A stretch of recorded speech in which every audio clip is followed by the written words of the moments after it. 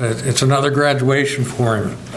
It's Robert Harold Reynolds, also known as Bob or Bo or Papa Bo or Bobby, Harold, Sir Knight Reynolds, Robert Reynolds, Father Reynolds, and of course Pappy Reynolds. They almost named him Lemuel when he was born. Can you imagine? It's a name you don't hear very often. He was born 7 days after the U.S. declared war on Germany during World War I. Dad had a most unusual upbringing.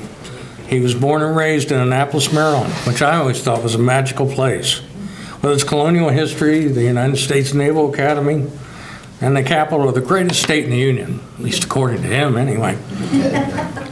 His father was considered by some to be an electrical genius, but chose to leave this earth when Dad was 4 years old.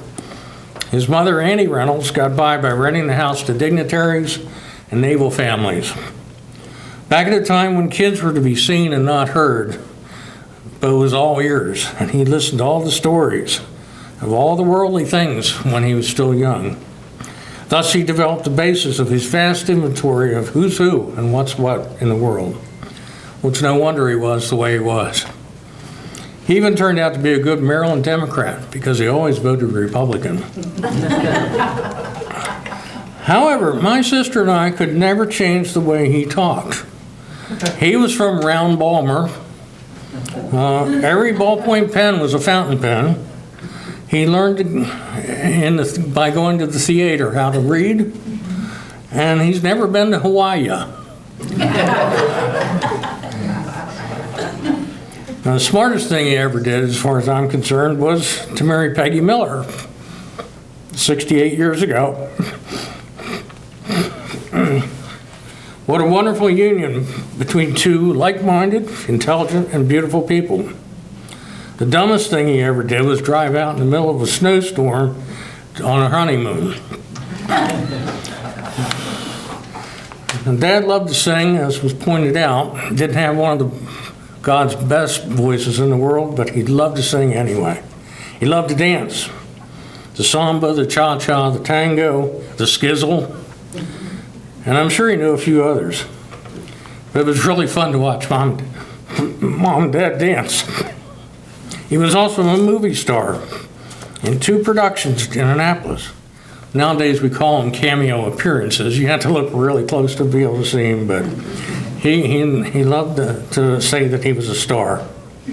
He also loved gardening, travel, and outdoors, especially his Bonnie Bryant. Excuse me. He truly loved God, America, and life. Now, there were some things that were not for Bo also. He hated convertibles, motorcycles, wordy sports announcers. Computers were definitely not for Bo. Never cared for Tiger Woods or any other music besides Lawrence Welk and polkas and the big band music. He even saw the Rolling Stones on the streets of New York City, and he wasn't impressed. Can you imagine? He loved sports. He played high school basketball, but he really especially loved lacrosse. I have a fond memory of him playing Johnny Unitas, throwing footballs to me. He always called me Raymond Barry, on the Gettysburg Golf Course. He taught me how to feint, and he taught me how to catch those beautiful over-the-shoulder passes. I thought we were pretty good together. And he never forgave the midnight exodus of his beloved Colts. Another memory, we were at the Duke Navy football game when the Duke place kicker, practicing for a game-winning field goal, kicked one up into the stands, landed right in front of us.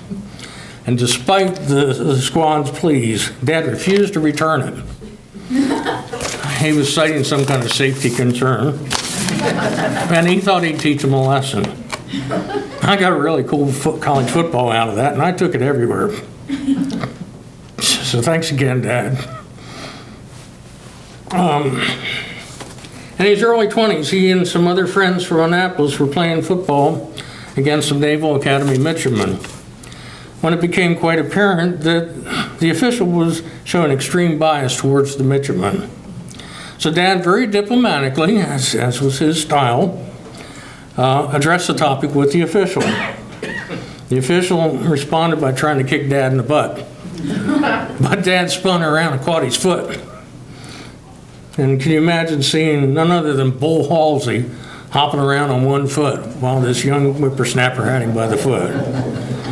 For those of you who don't know, Bull Halsey turned out to be the commander of the 3rd Naval Fleet of the Pacific during World War II. I think Dad changed history that day. Over in England during the war, he was one of the first GIs stationed over there, and so was treated like royalty, as long as you acted like a gentleman.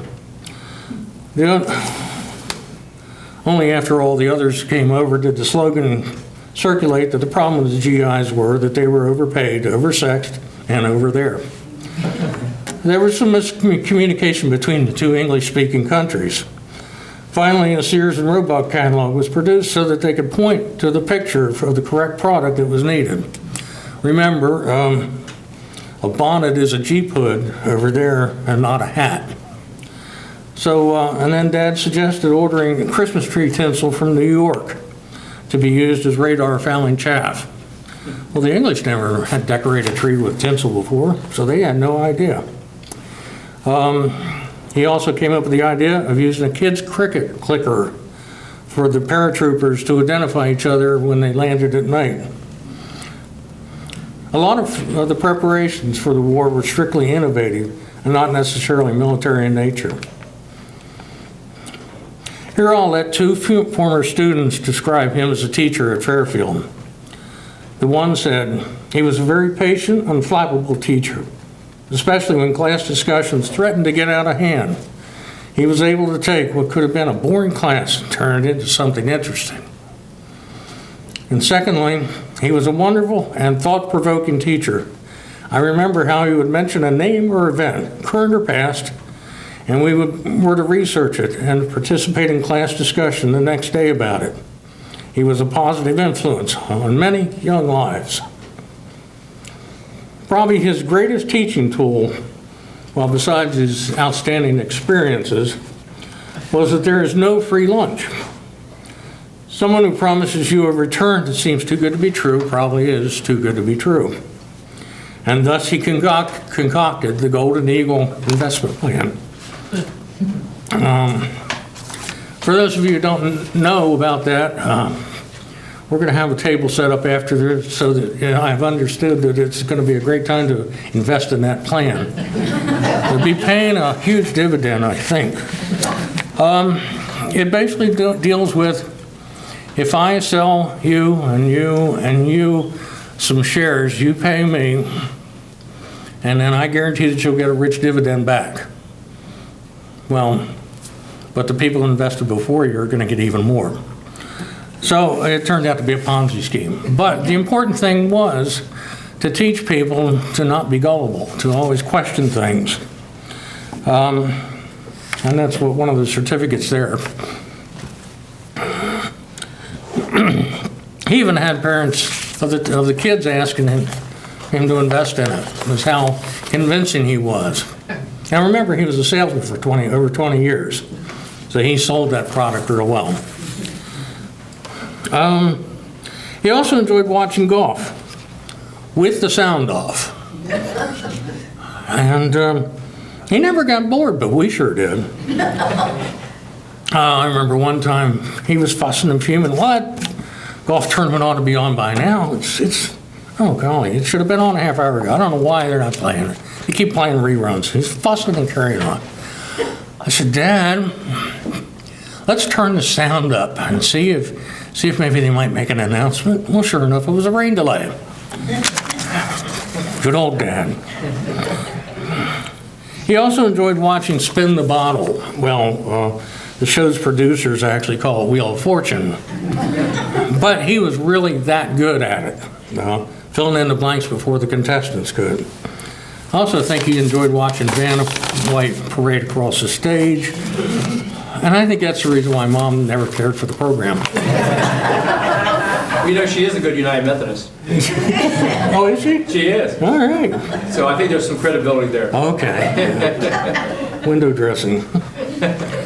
As father and son, we had many relationships. He was a loving daddy who would take his first assistant along on important Saturday morning errands. He taught me how to tell time, and I've been late ever since. He taught me how to tie a double Windsor knot, and he taught me how to do algebra. And it took a while for him to teach me that because I couldn't understand why the first problem, x could be 5, and the second problem, x could be 13. Well, I thought x could only be one thing. It took a while. Occasionally he would take me on sales trips. I remember after one business call, I said, well, Dad, you didn't talk about business at all. All you guys talked about was gardening and his family. And then he said, well, that's the key, son. He says, they don't want to talk business. I finally remember that we could talk about almost anything, especially over a beer or two on the deck of the cabin. This is the hard part.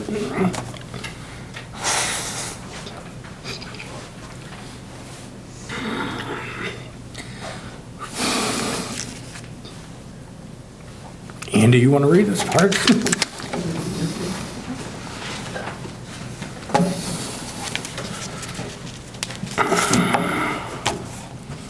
Can you read that?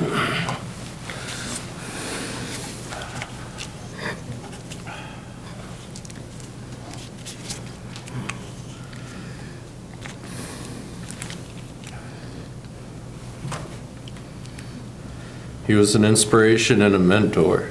Tried to teach me about morals and ethics. He always took the high road. The other salesmen at conventions always wanted to cut loose, but Granny, as they called him, always remained pure and in control of himself. He did not always end up first or most successful, and at times they stole his ideas. But he always remained steadfast to his beliefs and convictions. He refused to run for public office. He would have been good, but as he said, you can't legislate morality. That seemed to be a problem with politicians after a while. Thank you.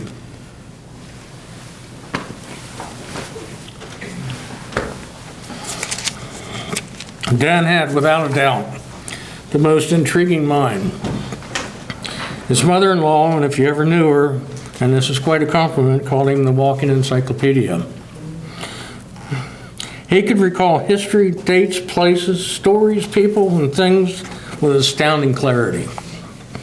I think the key was to use that knowledge, which is why I like to watch Jeopardy.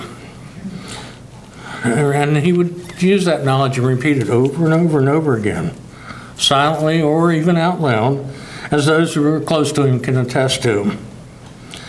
Like, how many times have you heard him tell the story about, well, you know.